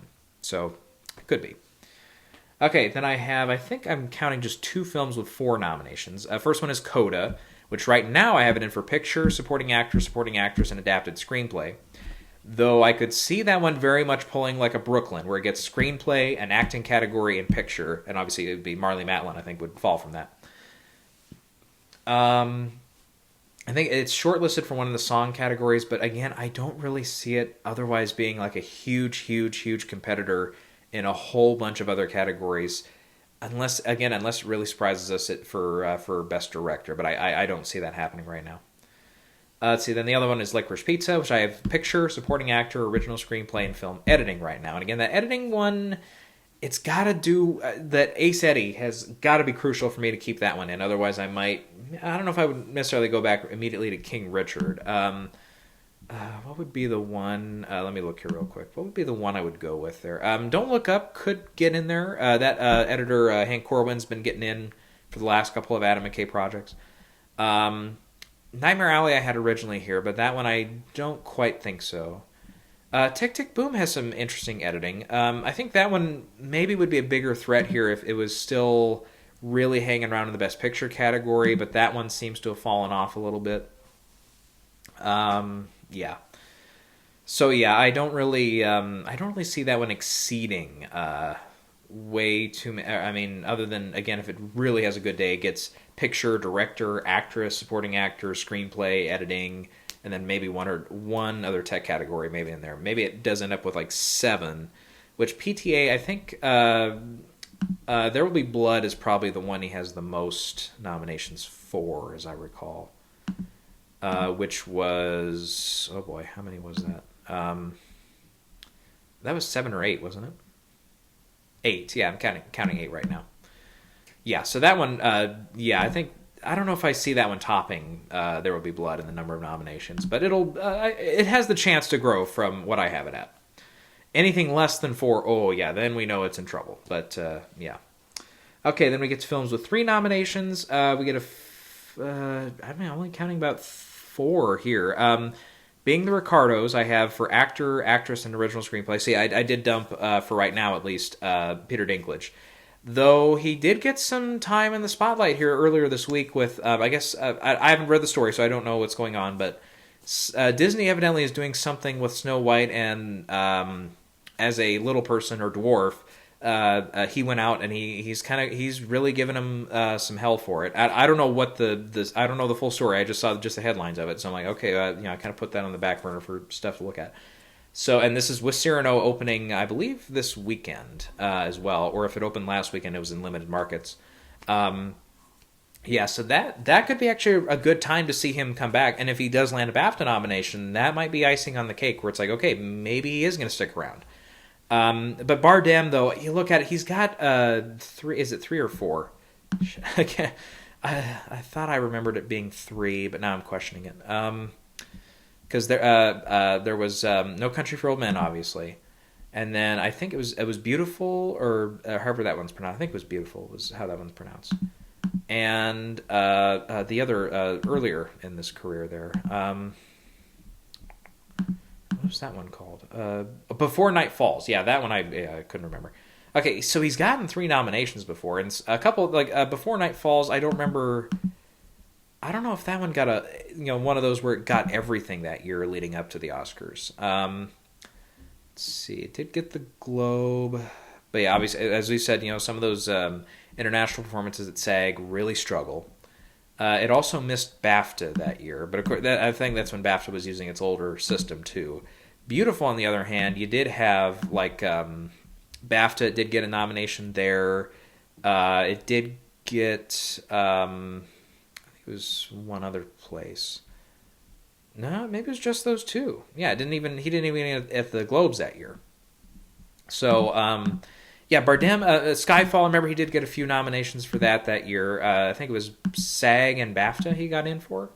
So, yeah, he's kind of, in the acting community, he's kind of like one of those actors like that, that, if they've got a performance and it's in a film that they're enjoying, he kind of gets in. So I'm like, okay, so that one I can totally see happening. And he really, other than Critics' Choice, fair to say, does have 6 nominees in that category. He wasn't one of them, so that, kind of points to it. But we've seen like Steve Carell and a few others miss that one and still get in. So, yeah, so for right now I have him in. Yep, and obviously Nicole Kidman in the screenplay. But yeah, I was originally thinking after seeing it, I'm like, ooh, maybe I want to put that in. Obviously I had it in for picture at the time, but I was like, maybe like a art direction. Maybe one of those I should put it in for. But then I'm like, I'm just not seeing any evidence that it's going to get in. I thought the art direction, how they recreated the sets and a lot of the stuff there, and it's limited for sure. But it's like, man, I thought some of the attention to detail and stuff they did, I really enjoyed, and I thought they did a good job with it. So yeah, in my mind, I would definitely say it would be a worthy nominee if it got in. But just so far, like Art Directors Guild didn't go for it. Obviously, Cinematographers Guild didn't go for it, and we weren't expecting that one for sure. But yeah, even the Costume Designers Guild, if I looked right, I didn't see that one on there. So it's like, yeah, the guilds are not enjoying this one. Yeah, so yeah, those below, yeah, any of the tech categories, I'm just not expecting it at this point. It still could end up with a Best Picture nomination, but yeah, I don't know. It hasn't gotten Best Picture anywhere yet this year, so yeah. I'm not sure about that one for that one. Okay, Tragedy of Macbeth, I have 3 categories as well: actor, cinematography, and production design. And those 3 do feel pretty solid. I don't really see any of those missing right now. If anything, again, we could see maybe an addition or 2. Frances McDormand, I think, just fresh off her win last year, does kind of feel a little bit like Emma Stone in Battle of the Sexes, where it's like it's a good performance, but we were just there kind of deal. And it's unlike, a Tom Hanks or arguably almost Jennifer Lawrence here a few years ago, where it's like coming off the heels of an Oscar win, you had another role that was just right there. This one, it's just so far, it's like it's just not clicking with the voters, and they were like, oh, we just awarded her, that was her 3rd win. I don't know if we need to go there again. So, I mean, she could still end up at BAFTA here next week or the week after. I think that's next week is when the nominations are out. Because it's the 3rd, right? February the 3rd, which would be Thursday. So, yeah. So she could end up there, again, if that one does really well at BAFTA, which it could. Again, maybe a kooky, if it gets into that director category all of a sudden, maybe. I don't... Best Picture is going to be a little tougher, I think, for this one. This could definitely be a film like last year with... God, I can't even remember the name of the movie now. Another Round, where it's like, okay, that one missed picture. Cold War, missed picture. Foxcatcher, missed picture. This one I could see almost probably easier than some of the other ones here this year. That one would make sense if it misses picture. Other than Drive My Car. Drive My Car is obviously a little bit more of a better fit for that one. But, yeah, I'm trying to think what else I could get into. Maybe if it gets like a sound category... a sound nomination, or like a yeah, it's not very active in costume design or anything like that. Boy, yeah, I'm just not thinking what else I could get into. So yeah, And then a couple other ones here. No Time to Die I have getting song, sound, and visual effects right now. And again, I really don't see that one topping much more, other than if it, by some miracle, gets like a cinematography nomination. Or I'm not even going to throw out Best Picture, Best Actor, any of that stuff anymore, because we're just not seeing much evidence for that anymore. I think that's even if it ends up with just those three or two of those three, I think that's still a decent result for No Time to Die, because overall, if you go through Bond's history at the Oscars, it's like more times than not, it ends up getting nothing. Like early in the days, like Goldfinger and Thunderball had a couple Oscar wins. Although the first two didn't get anything. Then there was, other than maybe the song category, there was kind of a good streak there where the Bond films were kind of lacking. Like Diamonds Are Forever, as I recall, got a sound nomination. Live and Let Die obviously got a song nomination, but Spy Who Loved Me actually maybe got one or two. Moonraker I don't think got anything. For Your Eyes Only got song.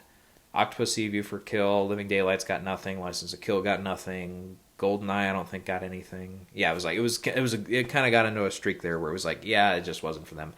Casino Royale, even a lot of people thought maybe had the best chance for a while for Bond to get a couple recognitions here and there, got totally skunked by the Oscars. So, yeah. All right. Otherwise, the only other one I have getting 3, and this one, again, it's going to be a rare feat if it accomplishes it. And I believe the first time we've seen this many nominations, in these respective categories, that's Flea, animated feature, documentary feature, and international film. So, I think that's, again, that could be the first time we see that happen in those respective categories like that. Okay, then you got your 2 club. Notice there's one Best Picture nominee I've gotten to here that I have not gotten to yet, and that's Don't Look Up. I just still have it just in picture and screenplay. I do see this one almost being divisive enough, kind of like, maybe not exactly like The Post, which did have a little bit better reviews and stuff. It could be a weird one like that, where it gets picture and screenplay, and that's it. The song category, a lot of people have it in for. Editing, a lot of people have it in for. Score, quite a few people have it in for. Okay, yeah, those 3 categories, I'm like, sure, absolutely on the table. 100% I buy. The acting categories, I don't necessarily... There's really no go-to among any of the potential nominees there. There's really no go-to where we're like, okay, that one feels like we're more confident in that one than anybody else. Like Meryl Streep, it's like, no, not necessarily. Mark Rylance, no, not necessarily. Leo, he's struggled so far.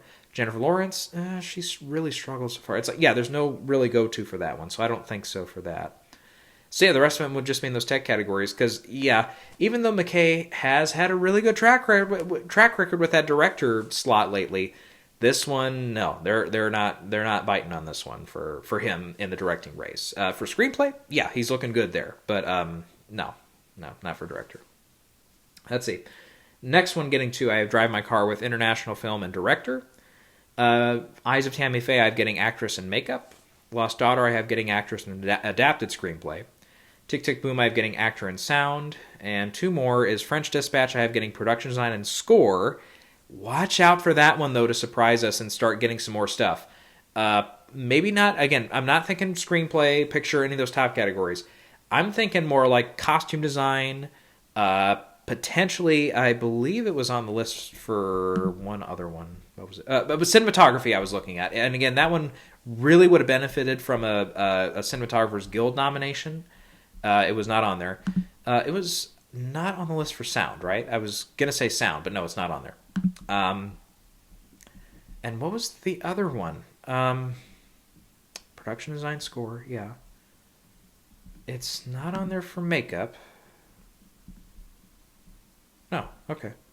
Never mind. I thought there was one other category I was thinking of. I'm like, oh, watch out for that one. But really, I think it's just costume design, cinematography, and that's probably it. So that one could go from 2 to 4.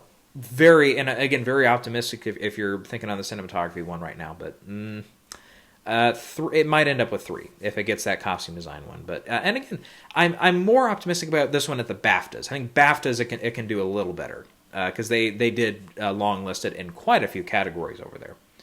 The last one I have getting to right now is Encanto with score and animated feature, but that score, I don't know.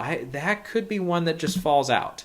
Because that category right now I still have Dune, Power of the Dog, Parallel Mothers, French Dispatch, and Encanto. Don't Look Up is looking like, okay, that one could easily make it in there, and we could just be I could just be overlooking it right now. The Harder They Fall I had in there for a while, but I don't know. That just getting nothing at SAG, and so far it's been nothing at any of the guilds otherwise. That doesn't really feel like anything. The song for Guns Go Bang. Please let that one get in. I loved that song. Very catchy. Let's see here. No Time to Die, maybe for score. King Richard, maybe. Tragedy of Macbeth, maybe. I'm looking at those three. One other thing. Yeah, the score for Tragedy of Macbeth. I did see, by the way, a YouTube video afterwards where it's the final. It's basically Macduff and Macbeth's final scene, which I guess, I don't know, if you know the play, you know what kind of goes on in that. But just in case you haven't, I'll kind of leave it at that. They put Mozart behind it in a re-edit, and I was like, whoa, that fits perfectly. That is really good. But this one, as far as I know, all the music used in the film was originally composed by Carter Burwell. But it was, a nice addition to that. And being the Ricardos, I thought also, from a score standpoint, actually did have a really good little touch-up here and there that, again, really, I thought, lifted that movie up a little bit and felt right for the period. I think it's Daniel Pemberton again, right? Who, funny enough, I'm thinking that's his name. I thought so, at least. Daniel Pemberton. Which, if you go back, the first time I think I heard his music was the video game The Movies, which I not grew up playing, but I eventually played. Because it was supposed to, for a long time, it was like I was waiting on that one to come out. Okay, a little story time here. I was waiting on that one for maybe a year and a half to come out on PlayStation 2. But they canceled it. I don't know if the studio or the developers, they ran out of money or they, canned it, whatever, but it just never happened. So instead it was only on PC. And eventually I got it on PC and I played it and I played it and I played it and I played it and it was great. And I've bought it like for my Apple laptop here. iMac or whatever it is. I can't remember what it is. But yeah, I played that for as long as it would let me, and then eventually I think the license expired on it or something, or it went through an update of some kind where the features on it were no longer accepted on the Mac I was on or whatever. It was something like that. And then I bought it like 2 more times, and I tried it on an old laptop, and it just the old disk drive ones or whatever, Dell or something. Both times it wouldn't work. So I was like, God, I miss that game. I wish I could go back and make movies on that again, and not just the movies that you can do in the game that are like created for the game, but like do like real live ones you can try to do. Like I would do like Friday the 13th because that was an easy one because there was like a character you could make look like Jason. What was the other one I would always do? Star Trek. Some of the Star Trek stuff you could look like the sets looked exact. They were obviously very much copying Star Trek. What was some of the other ones there? Like Blue Lagoon, I tried to do a couple times because there's all the beach settings stuff. I'm like, oh, that's an easy one. Frankenstein and Dracula, you could do pretty easily because they had all the cemetery sets and stuff. It was like, oh, there were so many you could do that were just fun. And try to recreate, or at least again try to, because it's like obviously if you try to do them full length, it's like, oh, that's tough to do. Hey, Dumb and Dumber, I tried once on that or something too. It's like I just tried a little bit of everything to see what was possible with that. You could do war epics, you can do all the westerns and stuff with that. It was so much fun to play, and I wish and I pray that the people who developed that, they can have more. I don't know if they need to redo it or one of these like Steam or whatever. I was going to say Stream, but Steam. One of these game kind of mass game holders or whatever. I wish there was a way they could come out with a new, either updated or remastered or whatever the word is that I can't think of. There's a certain like tech word that I can, whatever. That's not coming to me. But I really wish they could come up with something like that, because I would kill to play that. Maybe not literally kill, but you get what I mean. I would kill to play that game again. That would just be so much fun to go back and do. Oh, I miss that. I missed that. But anyways, getting back to it though, Pemberton did the score for that, and man, I'll tell you what, if that game doesn't get remembered for anything else, it'll probably get remembered for it's the way it used music. Because, man, every period that you're in from the 20s up to modern day, the music that goes with it just feels spot on. And really, really good job, I thought, with that. Again, that's not normally something, I would, go out and credit the guy for, but whatever. Yeah, really good use here. So yeah, his kind of 50s, 40s motifs he used in the game, I was like, it just brought that back to me when they used it in the movie here. But yeah. Okay, I don't know if I have much else rambling to do. I feel like this has been a longer one here, guys. So thanks for sticking around with me here. I'll definitely put in time codes, so if you're getting bored with something, you can skip to another thing. Okay, I guess real quick, let me recap here, just to put it out there one more time before we end this here.